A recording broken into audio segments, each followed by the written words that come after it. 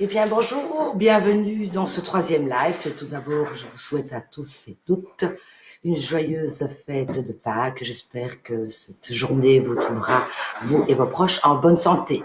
Alors aujourd'hui, on va voir un système qui est assez important, qui est assez long, qui est le système locomoteur. Donc, on va voir des plantes qui peuvent aider nos chevaux pour des problèmes locomoteurs. Il faut d'abord que je vous explique qu'il est très important aussi de travailler sur le fond du problème, c'est-à-dire que votre cheval doit avoir une alimentation équilibrée. Les trois quarts des personnes nourrissent encore leurs chevaux avec des céréales. Or, on sait aujourd'hui les méfaits des céréales pour plusieurs raisons, notamment trop d'amidon. L'amidon, c'est quoi? En fait, c'est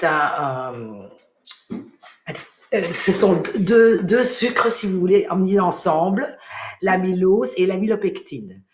Et en fait, ça correspond à la source énergétique des plantes. C'est la raison pour laquelle on les trouve énormément dans les céréales, puisque ce sont les graines. Elles vont avoir besoin d'énergie pour pouvoir se développer et se multiplier. C'est pour ça la raison pour laquelle on en trouve énormément dans les céréales. Or, on sait en fait qu'aujourd'hui, que le sucre fait des déchets acides dans le corps. Ce qui signifie que ça acidifie le pH du corps. Or, le corps, comme il a avec un pH trop élevé, qu'est-ce qu'il va faire? Il va essayer de diminuer ce pH en allant chercher des bases. Et où est-ce qu'il peut chercher des bases? Mais dans les os, puisqu'il y a beaucoup de calcium dedans. Donc ça, c'est une des raisons. Donc, on remarque de plus en plus qu'en fait, que les chevaux d'un haut niveau, qui n'ont pas réellement une vie de cheval, en ce sens que ils sont confinés au box, donc ils ne peuvent pas bouger, et ils sont nourris principalement avec des céréales. On constate des problèmes locomoteurs très très jeunes, à 4-5 ans, c'est des chevaux qui sont déjà bourrés d'arthrose, qu'on doit infiltrer, enfin, etc. Donc, je pense que il faut prendre le problème à la base en ce qui concerne tout le système locomoteur de votre cheval et donc veiller à lui donner une alimentation équilibrée qui lui correspond et un style de vie évidemment très important. Alors maintenant, on va voir quelles sont les plantes qui peuvent l'aider pour une raison ou pour une autre. Tout d'abord, on a la griffe du chat. La griffe du diable, qui est le fameux Harpagophytum. Alors, en général, tout le monde sourit parce que cette plante-là, tout le monde la connaît, c'est la plus connue. Et en fait, c'est la dernière plante qui nous reste pour un cheval. Donc, on ne va jamais donner un Harpagophytum à un cheval de 13-14 ans sous prétexte qu'il a de l'arthrose. Non, il faut toujours se dire que le corps a une capacité d'auto-guérison et il faut simplement lui apporter les informations, le nécessaire, les minéraux nécessaires pour qu'il puisse s'auto-guérir lui-même. Donc, la griffe du diable, c'est une plante intéressante qu'on va garder pour nos petits vieux, parce qu'après, si vous donnez à un cheval de 13-14 ans de l'Harpagophytum, qu'est-ce que vous lui donnerez quand il en aura 25 ou 30? Plus rien. Donc, notre griffe du chat, c'est un des anti-inflammatoires majeurs. Mais donc, il est juste anti-inflammatoire. Il ne va rien apporter au corps pour se guérir. Alors, contrairement à ce qu'on croit, la griffe du diable est un antalgique mineur, léger. C'est-à-dire que si votre cheval se fait une entorse ou quoi que ce soit, ou une tendinite par exemple, ça ne sert à rien de le mettre sous griffe du diable. Pourquoi? Parce qu'en fait, on va l'utiliser pour des problèmes vraiment chroniques. Donc, jamais en cas d'inflammation aiguë. On a d'autres plantes qui sont plus intéressantes pour ces cas-là. Donc, dans le traditionnel, notre griffe du diable, elle est connue aussi pour être légèrement diurétique. Et ça va de pair pour un anti-inflammatoire qui va être diurétique. Donc, il va dégager les toxines de l'inflammation. Mais ça, c'est en traditionnel. Ça n'a pas encore été prouvé scientifiquement. Donc, à qui est-ce qu'on va le donner? Pour les maladies dégénératives, des muscles squelettiques et de l'appareil locomoteur de manière générale, mais principalement pour les chevaux plus âgés. Alors, Évidemment, comme maintenant on donne de l'arpagophytum en veux-tu, en voilà, et que la partie utilisée sont les racines, comme toute chose, à un moment donné, on ne va plus en trouver. Donc, heureusement, il semblerait qu'il y ait une plante qui soit aussi intéressante, qui contienne ces fameux arpagosies, dont ces sucres qui sont intéressants pour le point de vue inflammatoire, dans une plante qu'on appelle la scrofulaire noueuse.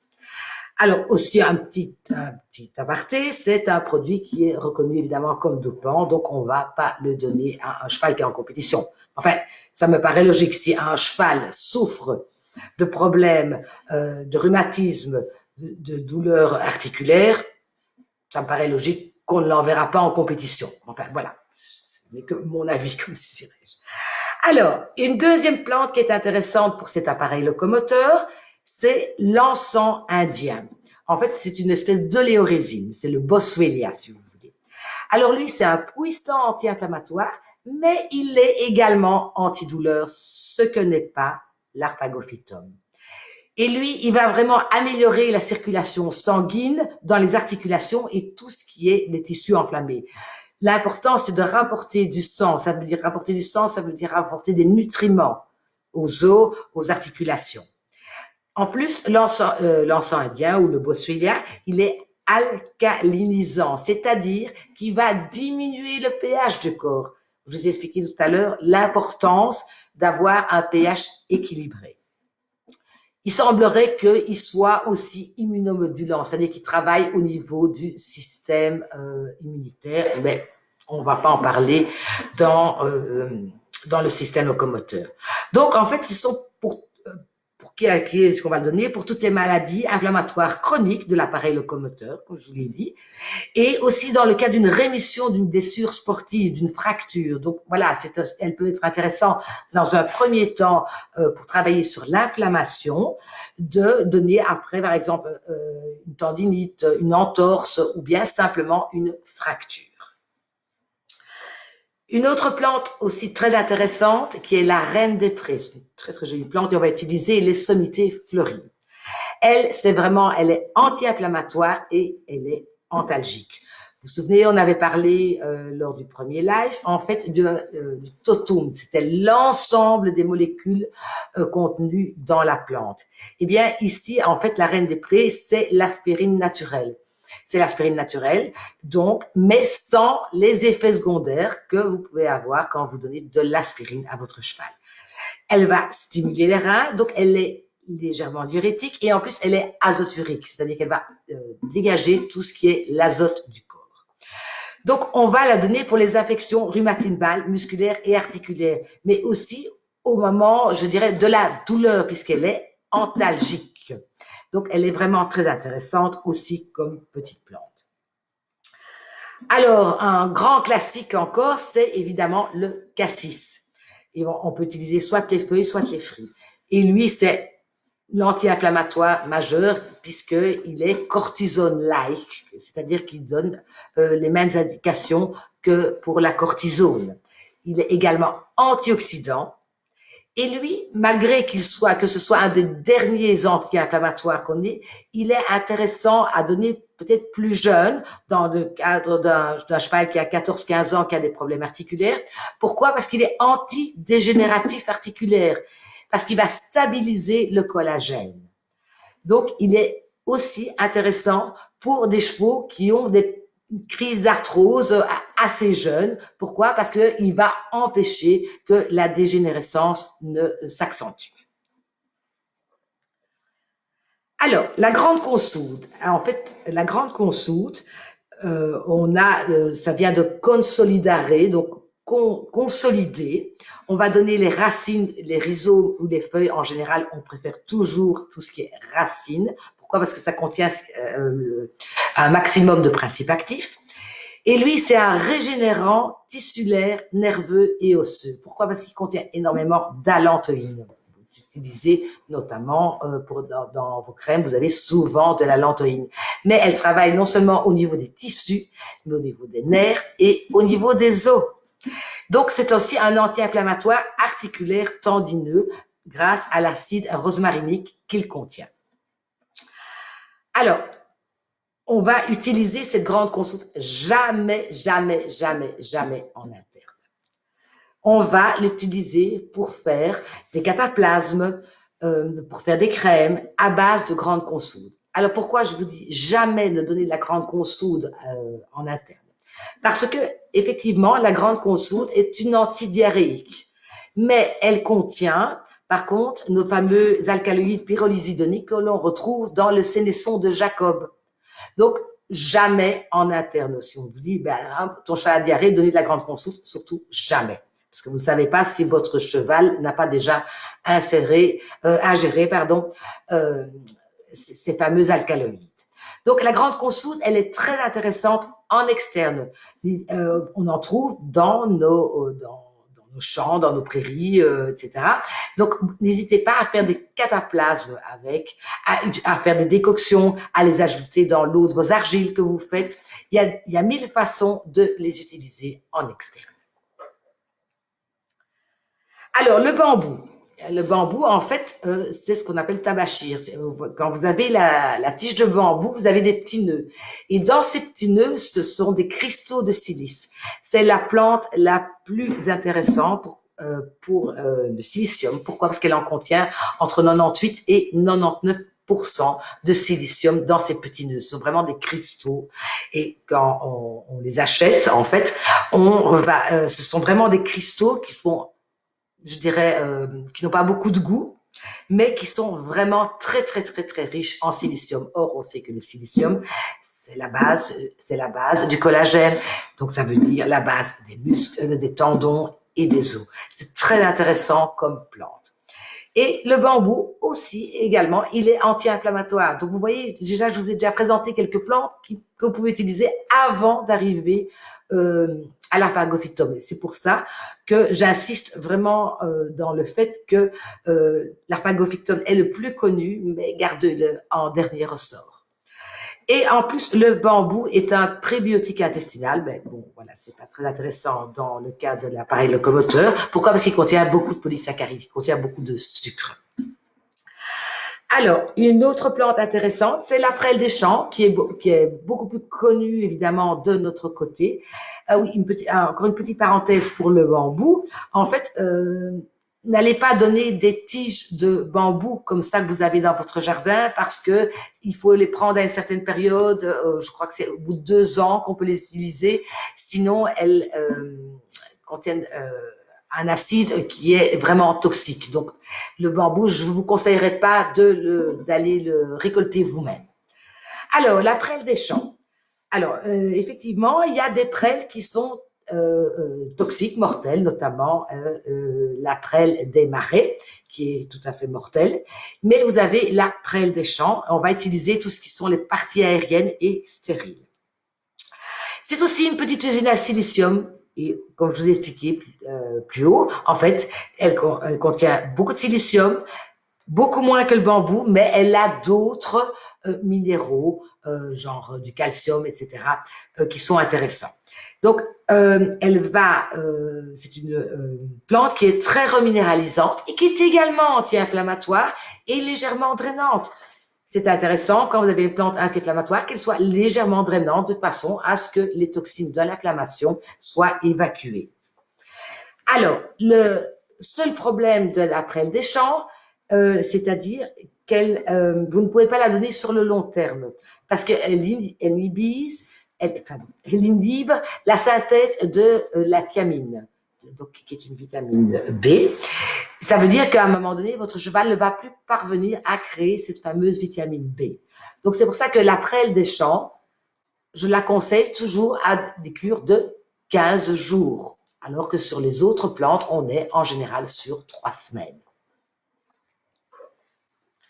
Et la prêle des champs, elle est aussi intéressante, mais pour tout le système automoteur, mais ça peut être aussi bien, par exemple, pour les sabots qui sont pas en bon état, comme le bambou. Ça va donner un apport de silicium qui est aussi la base des sabots par rapport à la biotine, qui est une vitamine hydrosoluble, c'est-à-dire que si votre cheval n'a pas besoin, eh ben, il va l'évacuer chaque fois qu'il urine. Et en plus, on sait aujourd'hui que les vitamines synthétiques ne sont absolument pas assimilables pour un cheval ou vraiment d'une manière tout à fait restreinte. Donc, je ne vois vraiment pas l'intérêt. Alors, une autre petite plante, là, vous pouvez y aller, elles viennent de sortir. On la considère comme une mauvaise herbe et pourtant c'est une petite merveille, c'est l'ortie. Là, on va prendre la plante entière. Elle contient beaucoup de vitamines, elle contient du magnésium, du calcium, du zinc et du fer, effectivement, et de la silice aussi. Donc, c'est une plante très reminéralisante et c'est une plante qui est aussi très protéinée. On sait aujourd'hui que pour qu'un cheval prenne du muscle, prenne de la masse musculaire, il a besoin de protéines. Les protéines, c'est le ciment des muscles. Il a besoin de ça. En plus, l'ortie, elle est anti-inflammatoire également. Elle diminue la prise de 75% la prise d'anti-inflammatoires et elle est aussi dépurative. Je vous ai expliqué tout à l'heure l'intérêt d'avoir des plantes qui sont soit dépuratives, soit diurétiques lors de l'inflammation. Donc, on peut l'utiliser simplement pour, par exemple, vous dire, mais les orties, je vais aller les cueillir maintenant, elles sont là, je vais les faire sécher, je vais faire mon petit stock. Et par exemple, en hiver, eh bien, moi, j'aime bien faire à mes chevaux une petite cure d'ortie. Je leur apporte des tas de minéraux qui vont leur permettre de passer tranquillement l'hiver, point de vue musculaire. Et puis, on va avoir... elle est aussi intéressante pour des chevaux qui souffrent d'anémie. Il y a des chevaux qui souffrent d'anémie et qui ont besoin de fer. Et l'ortie contient la vitamine B12. Alors, qui est un transporteur du fer. Le vinaigre de cire aussi, c'est très intéressant. Le vinaigre de cire, il est très riche en vitamines, en minéraux et en oligo-éléments. Il va rééquilibrer la flore intestinale en absorbant le surplus d'acidité. Je vous ai expliqué aussi tout à l'heure l'importance de garder un bon pH du corps pour tous les problèmes locomoteurs et puis simplement, dans la vie, on voit que si on a un pH équilibré, on a moins de douleurs rhumatismales, etc. Donc, elle est très riche. En plus, elle va diminuer l'acidité en général du corps. Donc, elle est intéressante pour les problèmes locomoteurs. Elle va aussi casser tout ce qu'on appelle l'acide urique qu'on peut avoir en trop, notamment dans les cas de fourbure. Donc, notre vinaigre de cidre, c'est aussi une petite cure que vous pouvez vous faire de temps en temps. C'est de ne faire que du bien. Alors, vous avez l'Equiflex, la glucosamine, la chondroïtine, le MSM et la vitamine C qui ne doivent absolument plus faire leur preuve parce que l'Equiflex va nourrir ce qu'on appelle le liquide synovial. Donc, les articulations sont entourées d'un liquide qui les nourrisse. Et avec l'âge, ou pour une raison ou pour une autre, en fait, ce liquide synovial devient moindre et c'est intéressant de le nourrir. Il va apporter ce qu'on appelle une souplesse des articulations. Il va régénérer et empêcher la dégénérescence du cartilage. Voilà, ça c'est un peu, en règle générale, les petites plantes que vous pouvez utiliser pour tous les problèmes locomoteurs de votre cheval. Il en existe évidemment beaucoup d'autres, même comme dans les autres systèmes qu'on a vus, etc. Mais là, je vous parle des celles les plus communément acquises pour les chevaux. Alors, je pense qu'on aura peut-être le temps de faire le système circulatoire, parce que je pense que ça va avec le système locomoteur. Donc, on a le système cardiovasculaire au niveau du cœur et le système lymphatique, c'est-à-dire le système lymphatique. En fait, je voulais vous dire que le système lymphatique, c'est le camion poubelle du corps. C'est lui qui va aller chercher tous les déchets que les cellules ont déposés devant leur porte et ramener tout ça pour que ce soit dans la circulation sanguine et que ce soit évacué.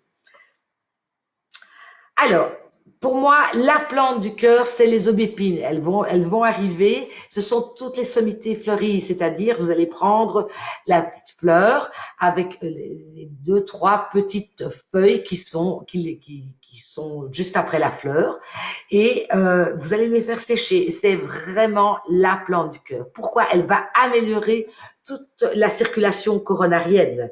Elle va augmenter la force de contraction du cœur. C'est un cardioprotecteur et elle va diminuer le rythme cardiaque. Donc, elle est intéressante pour les chevaux qui sont un peu... on va la retrouver dans un autre système, dans le système nerveux, par exemple, l'aubépine. Elle a un léger effet sédatif, c'est pour ça qu'on la retrouvera dans le système nerveux. Et en fait, elle est intéressante. Pourquoi? Parce qu'elle va travailler au niveau de tout ce qui est des troubles cardiaques. Les chevaux qui font des... je reviens plus sur le mot. Voilà. Allez, c'est pas, je reviendrai dessus. Ça va me revenir.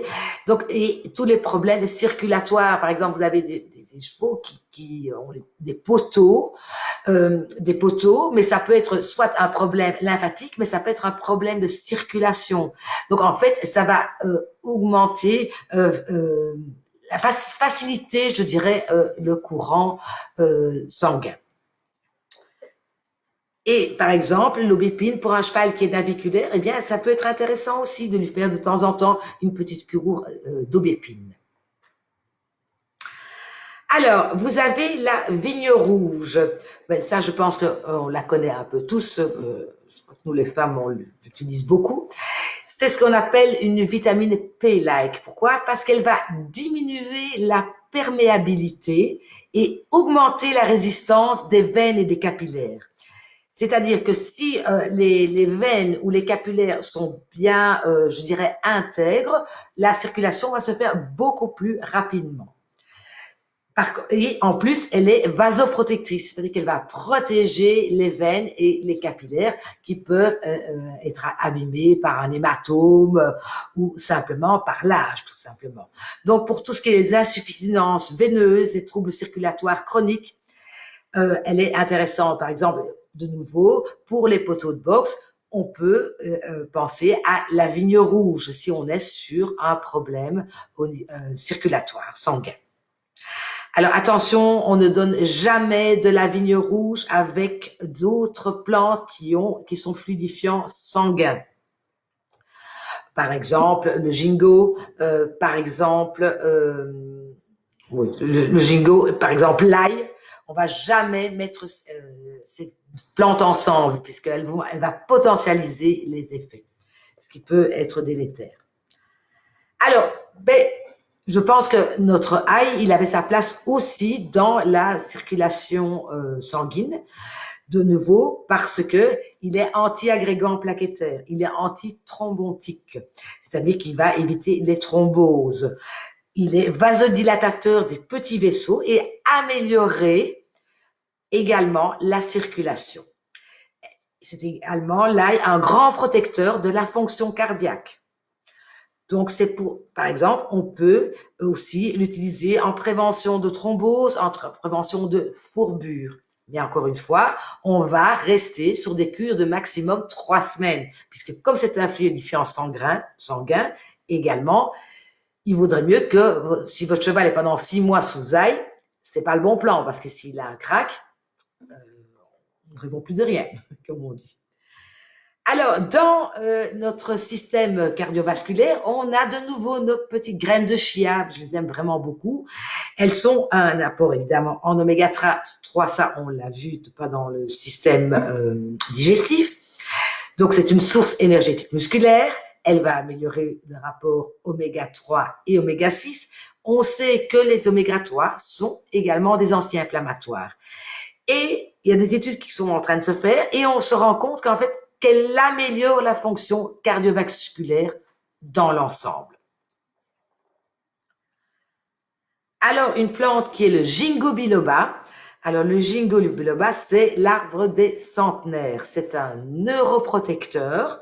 C'est un des plus grands antioxydants.